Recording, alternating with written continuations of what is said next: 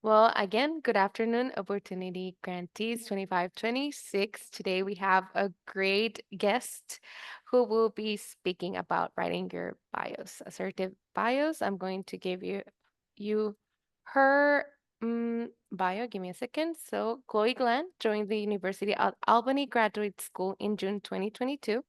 She assists with the strategic recruitment for all graduate programs regionally, nationally, and internationally.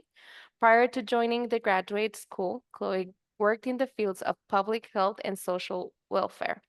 Chloe has her Bachelor's of Arts in International Affairs as well as her Master of Social Work. Okay, so we welcome Chloe. Thank you so much for your time, and the floor is yours. All right. Hello, everyone. It's such an honor to be here. I'm so excited to talk to the Opportunity Fund students. This is such a great program. So really, really happy to be here. So I'm going to share my screen really quick and we're going to get started. All right. Hopefully that'll come up. There it is. Okay.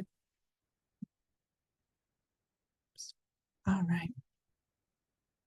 All right, so I'm going to be talking with you today about writing assertive bios, and then we're going to talk a little bit about personal statements, just because some of the advice for writing bios can be applied to personal statements. So you all probably know a lot about these two subjects, but we're going to kind of go through just a few things to maybe think about when you have the opportunity to write these.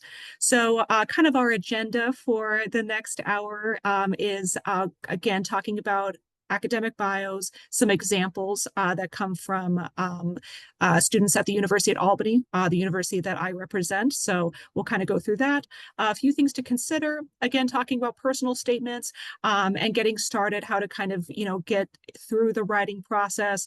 Bios are typically, obviously very short, but it can sometimes be difficult for some people to get started on them and kind of know the direction they want to go in. So we'll do that. And then there's going to be time for questions at the end. So we'll have lots of time for that. So a few things first of kind of defining what we're going to be talking about. So obviously you all have probably seen academic bios. You've probably read tons of them, but it is, as we kind of talk about, short paragraph that describes your career and or your research or your interests, your goals succinctly. So it may be used as part of research articles or papers that you write either right now or in the future, especially in graduate programs. These are used quite a bit. And then in conferences or presentations. So in your future study, there are going to be lots of opportunities to maybe attend professional development opportunities. Universities often really promote this as part of the school experience, the university experience. So you may be doing presentations at these types of larger conferences, especially larger research conferences. So you may be writing your own academic bio to be included in maybe a conference website or something like that. General websites, either personal, professional websites that you have, social media like LinkedIn, it's very common for that, obviously. Maybe found on some resumes. There are some people who, when they format their resume, they put their bio at the very top before they start describing their experience. So sometimes if it works for you, if it makes sense to do so, you can include it in there. Obviously, some applications may have you just submit a short bio as part of the application or as part of a required application material. And then again, they're going to be kind of used throughout your academic career as also your professional career. So we will get started with just a few examples. So this is a really wonderful international student at our university, Christopher. He is from Zimbabwe. He is currently working on pursuing his Master's of Public Administration. He wrote this as part of a presentation he did a few months back. He helped me with a presentation and I said, Chris, can I just take your bio for this presentation so that I can show what a really good bio looks like? So I'm going to read through this very quickly. I kind of talked a little bit about him, but he is in his second year. Chris has demonstrated exceptional leadership throughout his academic journey. Since arriving in the United States, he has actively sought out and embraced leadership opportunities across campus. He has served as election chair for the UAlbany Graduate Student Association and president of the Public Affairs Student Association. In the fall of 24, Chris was selected as one of the keynote speakers at the SUNY Student Assembly Annual Leadership Conference. He also participated in the 15th edition of Up to US National Leadership Bootcamp and represented Rockefeller College in the NASPAA Global Simulation Competition. His commitment to public service and community engagement earned him the 2025 Masry Community Fellows Scholarship. Currently, Chris serves as a graduate assistant with the Albany Department of Residential Life. So again, real quick run through, but this is a really good example of a bio that he has put on his LinkedIn. He has put on his, he has like a personal website where he kind of talks about some of the research that he's doing. He's put it on there. So this is just a really, again, well-written kind of example of a academic bio, and one that he has used for professional events such as conferences, presentations, things like that. So I like to give examples. So this is just one example. Again, you can use bios in a variety of scenarios. So again, you could be using it in presentations, you could be using it at conferences. You may have several versions of your academic bio. So one that, again, you might use for conferences, you might use for research, you might use as part of some sort of proposal. So again, you can have lots of different versions of your bio and ones that are more appropriate for certain situations. This one I thought, again, was just good as a sort of general sort of introduction to the different, again, projects that he's been working on. Doesn't go too much into his research, but it goes into a lot of his accomplishments, academic accomplishments especially. So again, one example of that. And then we have another example. This is also a UAlbany student.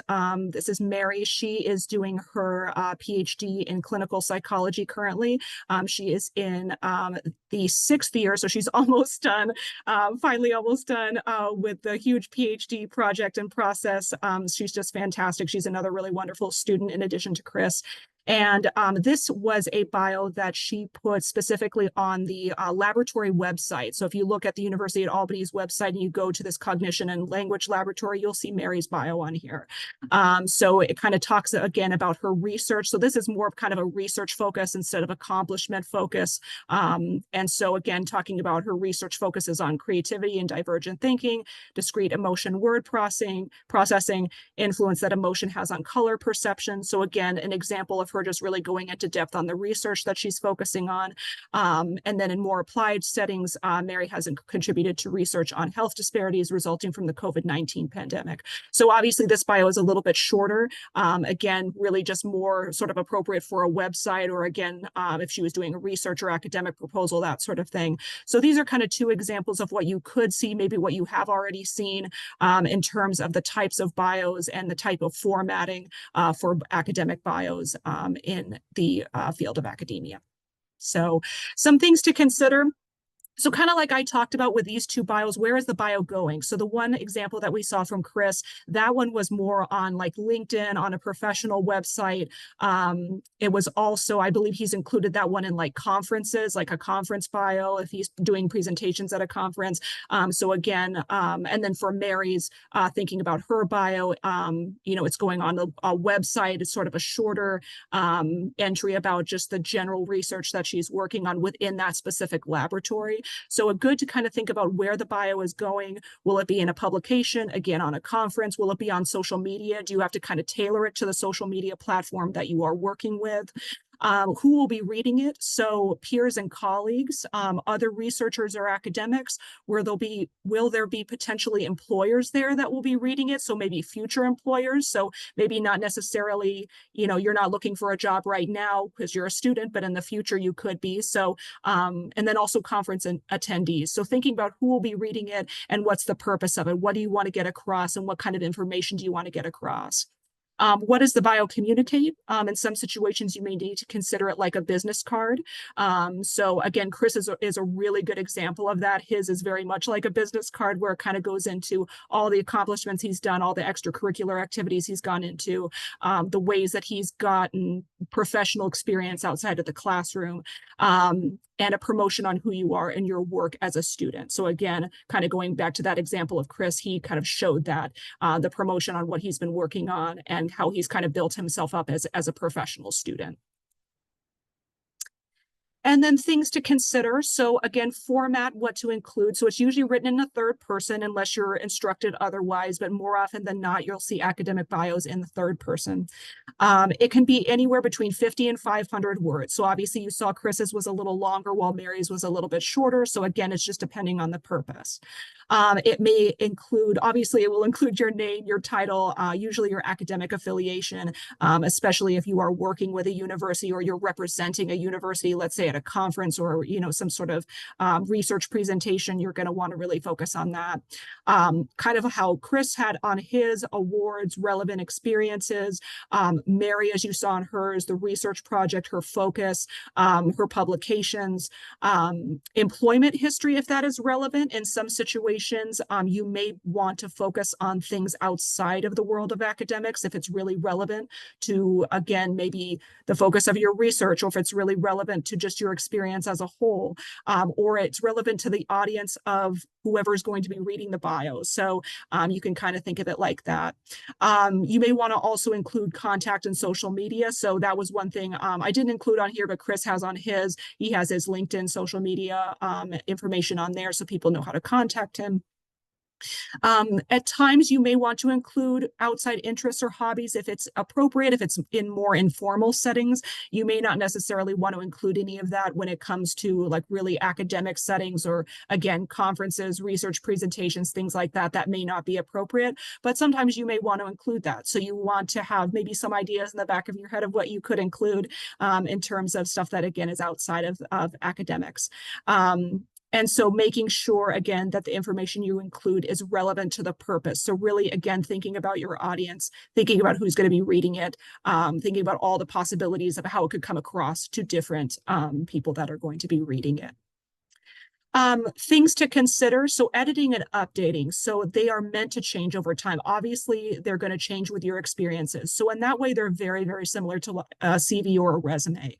So making sure to keep a copy of your bio and edit it as you grow professionally. So what I said before, again, kind of rings true. You may also want to keep a saved file of several different bios that serve various purposes. So do you want to keep one that's maybe a little bit more informal? Do you want to keep one that is specifically for conferences? Do you want to keep one that's specifically for academic papers? Do you want to keep one that is, specifically focuses more on your research and really goes into the topic that you're working on as a student? So having different bios and having them serve a different purpose and having them at the ready can be very helpful when, maybe at the last minute you get called in to present something and you need something like this very quickly. So it's a good thing to have just with you so that you can always kind of bring it out if you need to. And then have someone look at it, have someone you trust look over your bio before you send it or you post it. So an advisor or professor can be very helpful. There's also some, again, advice you can look at online, some formatting that you can kind of look at, and you can look at different examples and templates, which can sometimes be helpful. And also reading other people's bios, I think, can be very helpful. So one way that you can do that is if you ever go on university websites, a lot of times you can see faculty bios. Sometimes those are a lot longer just because they've been in the field quite a long time, but you can kind of get the idea of maybe how they communicate and how they word different experiences that they've had. So those are just some sources that I use. You all can take a look at those later. Some personal information on personal statements. So we'll kind of go through that. I'm sure that all of you kind of understand what a personal statement is in terms of the application process, but these are very, very commonly required as part of the process for either undergraduate degrees or graduate degrees, especially in graduate degrees. They're very, very commonly requested as part of the application requirements. So as you're going through looking at different universities, seeing what the requirements are, what documents you need, what they need you to send in, it might include a personal statement. So not every application to a university or to a specific program is going to require one of these, but really important to kind of, at least have an idea of what they are before you kind of start that process. So in general, when you are thinking about personal statements, it's usually a very short document. So it's usually 1 to 2 pages outlining who you are and why you are applying to a specific program. Sometimes it's also called statement of purpose, or statement of background and goals. So a lot of people ask, what's the difference between a personal statement and a statement of purpose? Personal statements, generally, they are normally a little bit more focused on your life experience. So they will definitely include information about your professional experiences, academic experiences, but they're going to be a little bit more about you personally. So a little bit more about your life, what your goals are, what kind of was your inspiration for maybe choosing a specific field or a specific topic to research. Statement of purpose is very much more focused on, again, your research, what you want to do in the future in terms of academics. It's very much focused on that academic professional side. It may be much more formal in that way. Sometimes these are used interchangeably. So you'll often see situations where people call them statement of purpose or personal statement, and they kind of mean the same thing. They both have the same purpose in that they are often submitted as part of the application, and they're a way that you can talk directly to the application review committee and get your message across about who you are and why you're applying to their program. So really, they serve the same purpose. It's just knowing, again, the slight differences between them.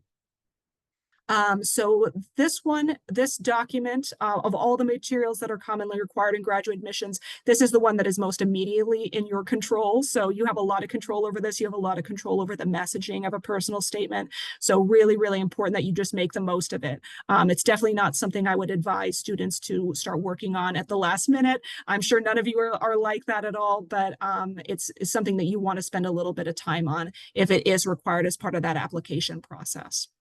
So what it includes, so obviously introduction, your motivation for choosing a particular career path or a particular university, your experience and qualifications, your aspirations for the future. So maybe aspirations and goals for the program itself, and then aspirations and goals for the future after you graduate.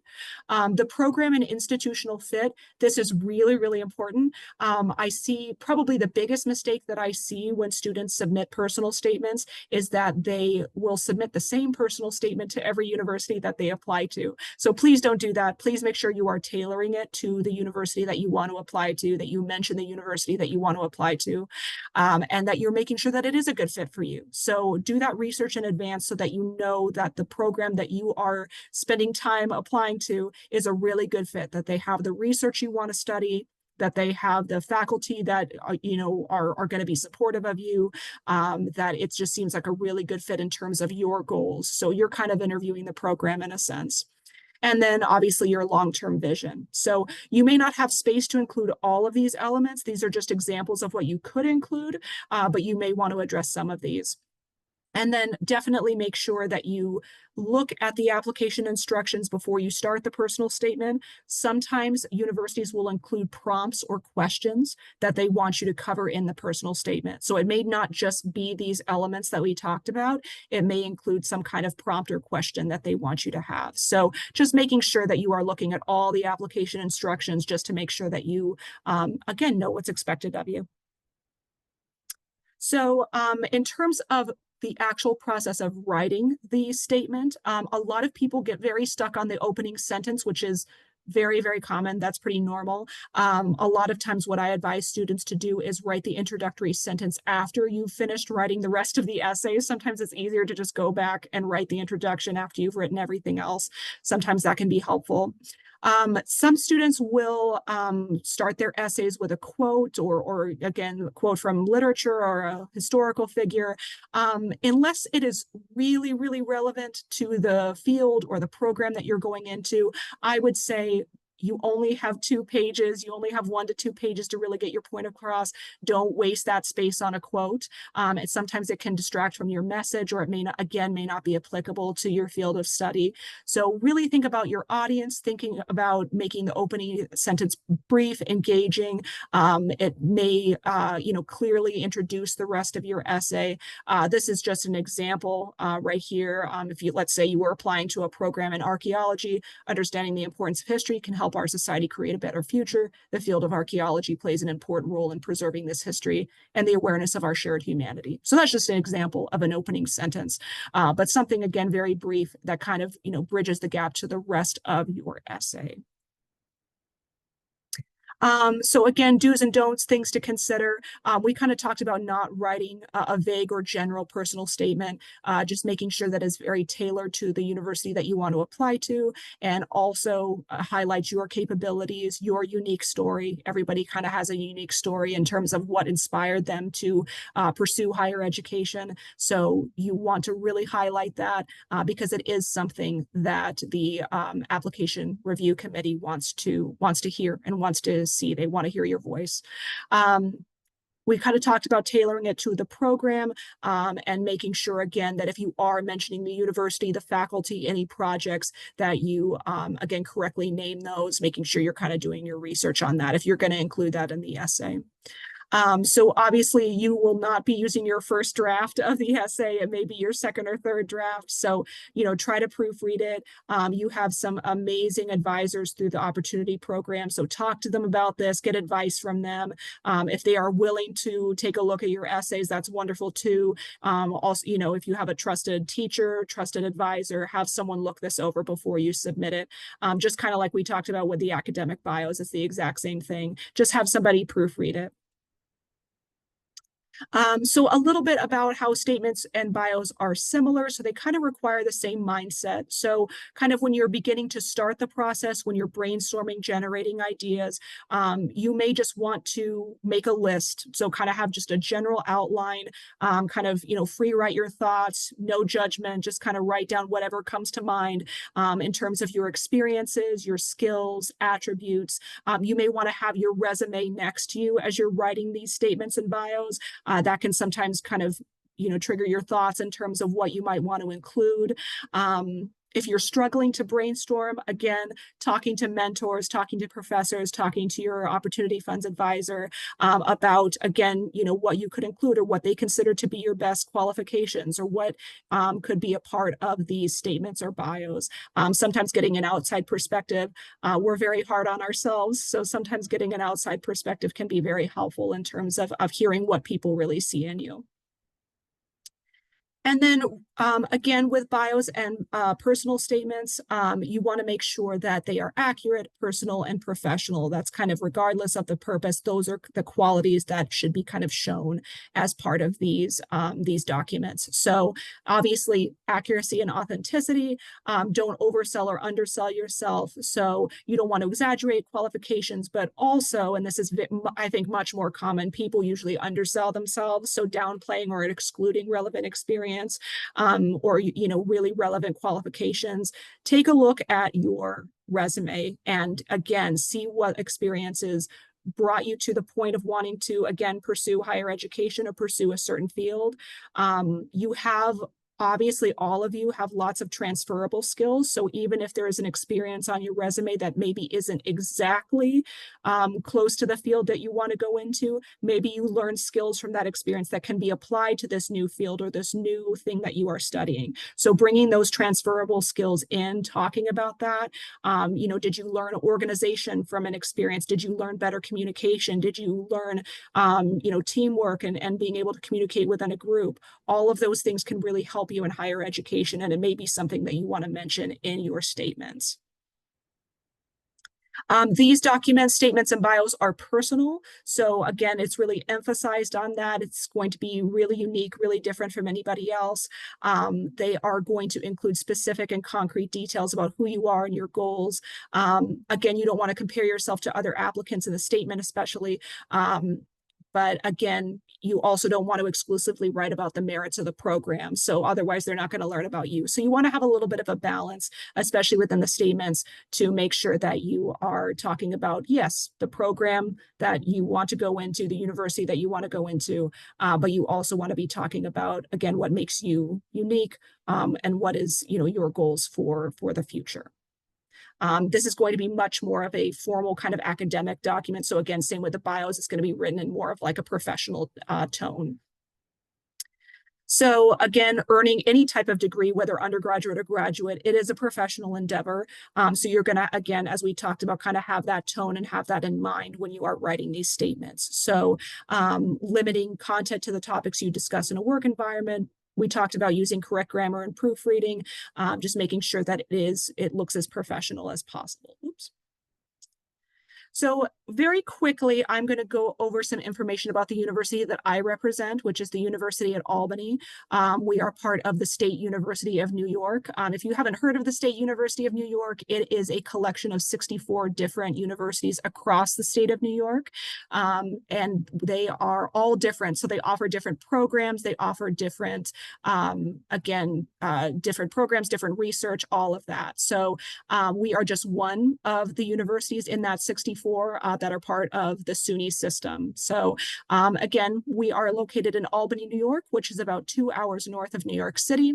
We are a research university, so we really pride ourselves on that. All of our programs have a research focus, even the master's programs. So if you are interested in learning about research and kind of getting more experience in the research process, this is a really great place to learn. We have around 53 different undergrad majors and over 150 different graduate programs. We're adding graduate programs all the time. I think we added 2 or 3 within the last month. So we're constantly updating our website. A lot of them are STEM designated. There are some engineering programs. There is a mathematics programs. There's humanities. There's professional programs. So there's a little bit of everything. So if you are interested in, seeing that full list, you're welcome to take a look at our website. Some of our more notable programs are, we do have programs that do research in artificial intelligence, data mining, cyber and information security, robotics. We also have programs that are really notable in public affairs, education, business, social work. So again, a lot to choose from. If you do want more information, if you're curious to learn more, you're welcome to visit our website, or you can scan that little QR code at the very top and you can fill out a form and we'll send you information about any programs that you're interested in. So that's just a little bit of information again about the school that I represent. If you do have any questions for me, you are welcome to reach out. I'm always happy to talk to you all. So that is my email. That is my the main phone for our office in Albany, the graduate school. You can reach out to me there. And then that same little QR code is there too. And then you can also follow us on social media. If you're curious about what graduate school is like, our graduate school page specifically has videos that come from students that are kind of like day in the life videos where they talk about their studies, projects that they're working on. So if you want to hear directly from a graduate student, you can take a look at those videos, or you can contact our office because we do have some graduate students that are happy to talk to. Again, if you're interested and want to hear from a current student, we're happy to talk to you. So that's a little bit of information. So I am happy to answer any questions that you all might have about, again, statements of purpose, bios, and also if you have questions on application process, I'm happy to answer anything. So please feel free to ask. Is there anyone that is going to ask any questions?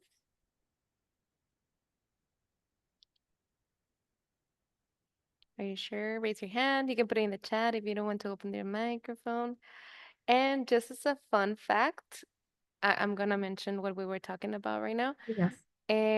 One of our grantees of the cohort 24-25, he's going to Albany this August, this fall.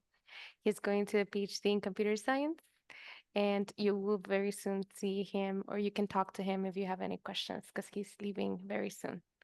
All right, and he's an opportunity funds grantee. Okay. And he was Ana Lucia's advisee, so Yes. she's the All right. expert. Of course. Any questions, people? Remember, you're going to be soon. We're going to be asking you to write your bio, okay?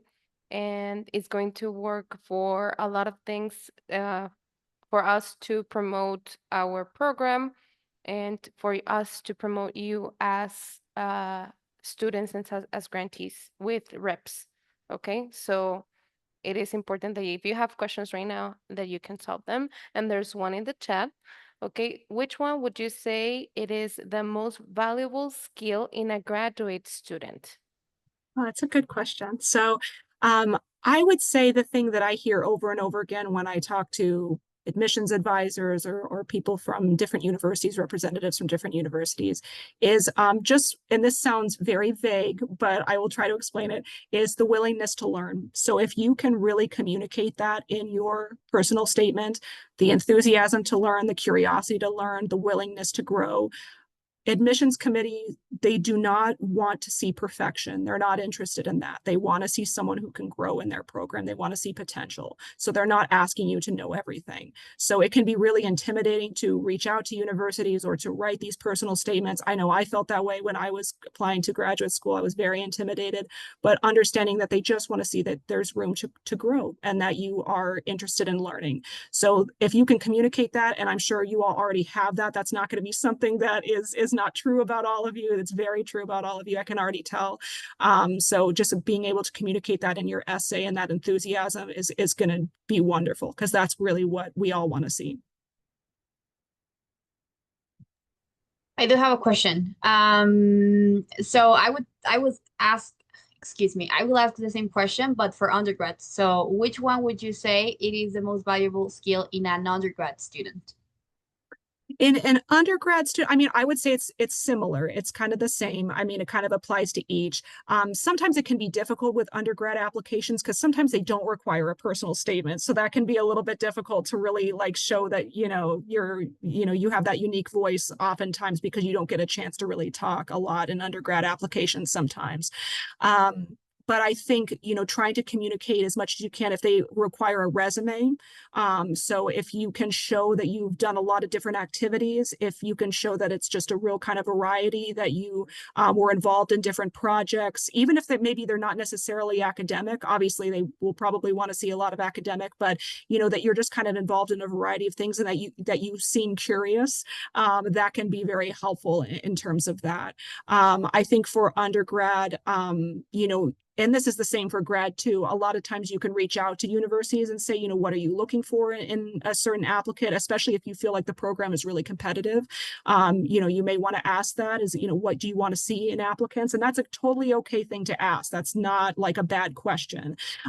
So you're welcome to always ask that and reach out to admissions staff and ask that question. Also, I love that you have Northern Arizona University. That was where I went to school, but yes. So yeah, so Are I'm you very, very kidding happy to me? see I that. went Yeah. to let me tell you a short story. Okay. I am an Opportunity Funds alumna. I got this scholarship in 2019, and I went to NAU as well. Yay, go Jacks! I know, Yay! excuse me, go Jacks. Yes. Yes, that makes me happy to see. I That is love it. awesome. That is awesome. Yeah, Opportunity Funds is such a great community and It connects is. It so is. many Yeah, people. everybody everywhere. Absolutely. Yeah. You guys should go to either to Albany or NAU. Yes. You need The to pick. only two. Yeah. Exactly, only two. Any other questions, guys? Yeah, we have one. From Diana. The question is, are there any common mistakes applicants make in their personal statements that I should avoid?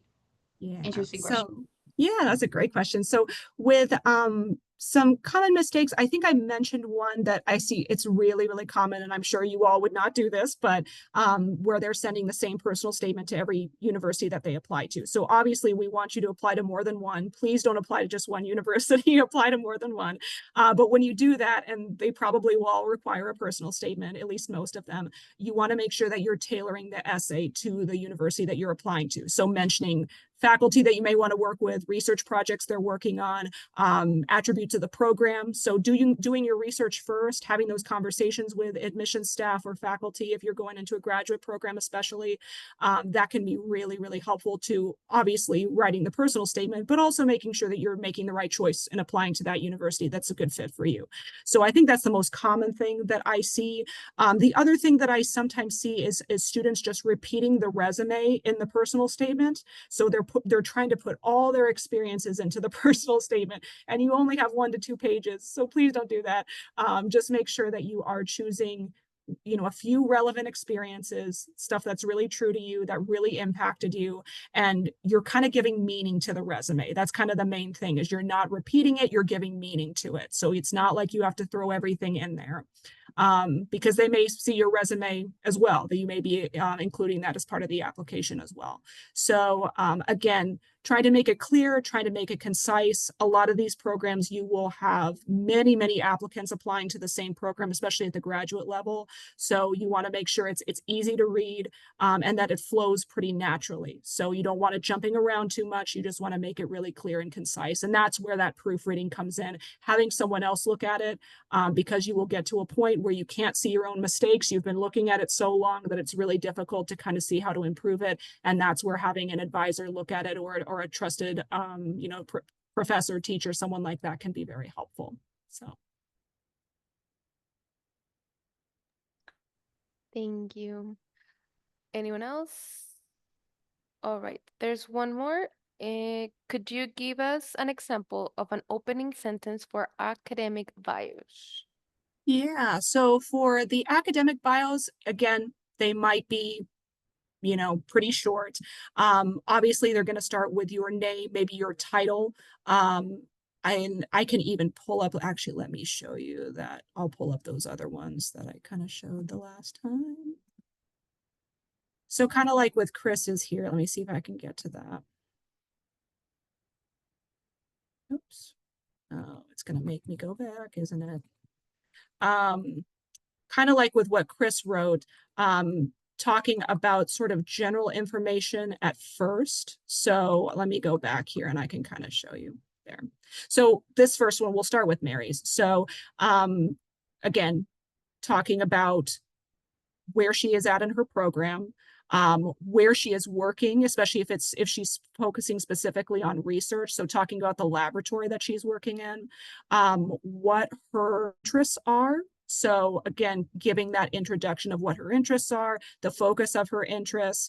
And then, kind of at the end, she says, in other settings, she has also done research on health disparities. So in this particular one, again, talking about where she's at as a student, and then again, what her research is focused on. So again, in that particular instance, she was focused on writing specifically for a laboratory website. So you really want to keep it focused, again, based on your purpose around that.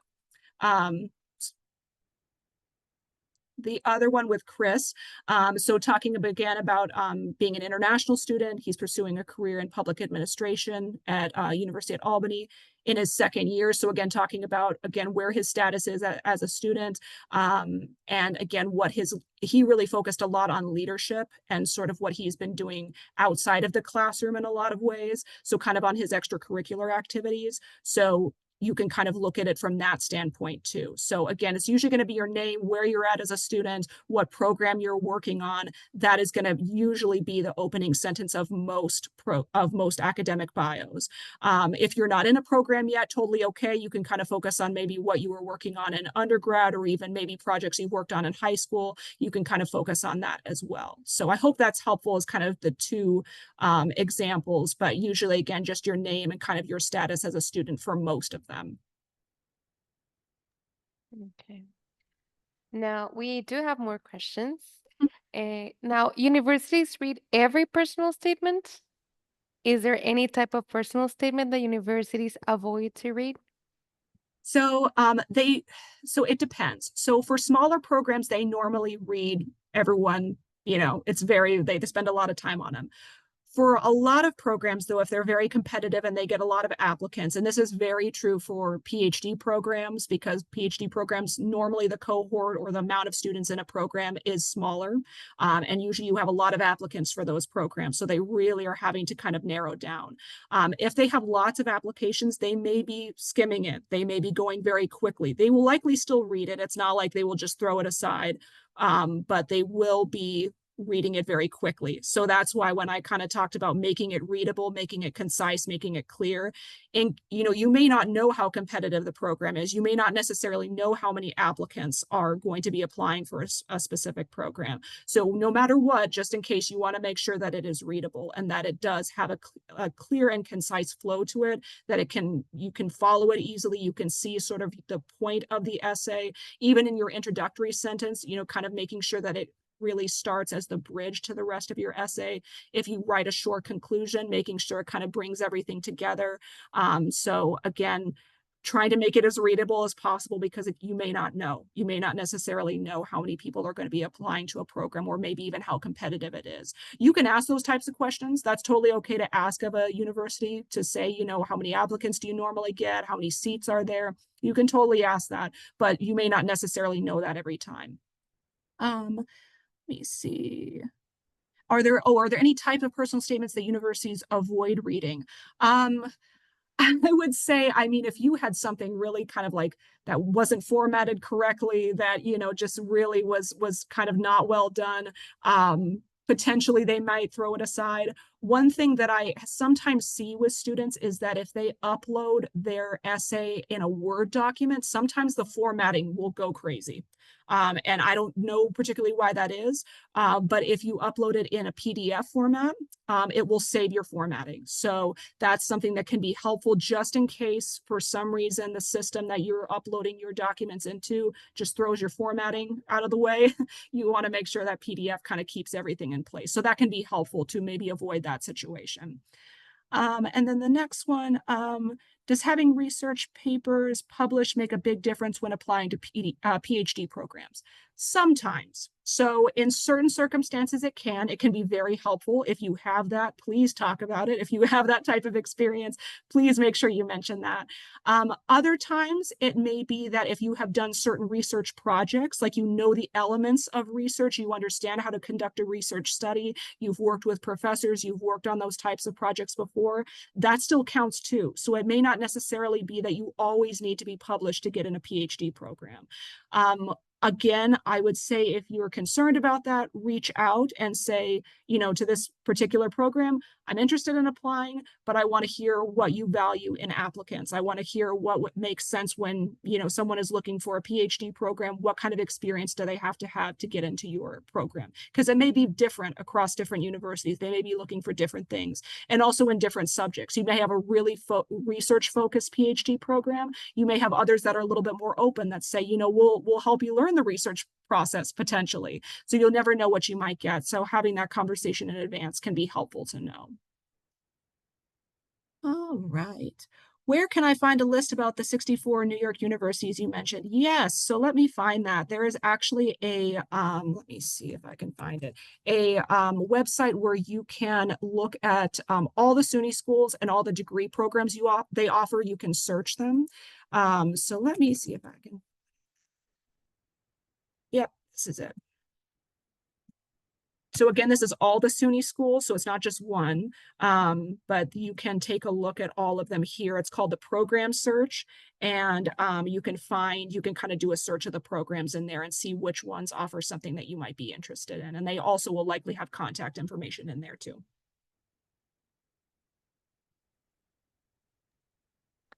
All right. Is there anyone else that would have a question? I see people nodding. Okay. So thank you, Chloe, a lot for your time and your knowledge. We already have your contact information, and I'm pretty sure many of our grantees will be contacting you and checking the information that you just gave them. And we really appreciate your time and accepting our invitation. All right. Yes, of course. Thank you for just the opportunity. I love to speak to all of you, and have a wonderful rest of your evening. Thank you. Thank you, So Chloe. grantees, thank you so much. Remember, next week we do have one webinar. So please check the link, check the grantee hub. All right. And we will see you And next week. and And Mariana? tomorrow, right? Tomorrow Tomorrow with they Ramiro. have exactly with Ramiro. Mhm. And once again, go Jacks. Yay. Have a good night, everyone. Thank you You too. again. Thank Bye. you. Bye.